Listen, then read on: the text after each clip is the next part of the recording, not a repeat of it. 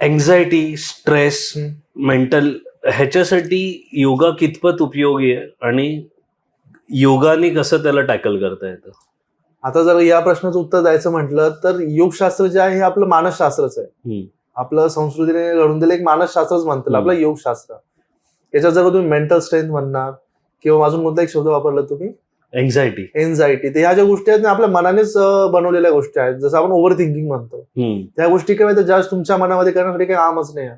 आपण म्हणतो ना की खाली मन शैतानचं घर असतं त्या प्रकारे तुम्ही जर योगशास्त्रामध्ये जर येण्याचा प्रयत्न करणार तुम्हाला एक गोष्ट कळेल की तुम्ही ज्या मनाने स्वतःला तयार करता या गोष्टींसाठी. आता जर का तुम्हाला मनाच्या काही गोष्टींसाठी तुम्हाला काही करायचं असेल तुमच्या एन्झायटीसाठी जर का तुम्ही काही करणार असाल तर तुम्हाला प्राणायाम करणं सगळ्यात बेस्ट असेल. प्राणायामावरती फोकस करणं, ध्यान करणं, धारणा करणं. धारणा तर नाही म्हणतात पण ध्यान करणं खूप गरजेचं आहे. ध्यान म्हणजे तुम्ही एखाद्या ठिकाणी बसलेला आहात, तुम्ही एखादं काम करतायत, तुम्ही जसं 1 वाजता तुम्ही काम करायला बसलेला आहात, 4 वाजून गेले तरी तुम्हाला कळत नाही की तुमचा टाइम काय झालेला आहे. तुम्ही सडनली तुमचं घड्याळ बघता तुम्हाला कळतं की भरपूर सारा टाइम निघून गेला आहे. तर ते तुमचं ध्यान अवस्था आहे की म्हणजे तुम्ही एकाग्र झालेला आहात त्या गोष्टीला घेऊन.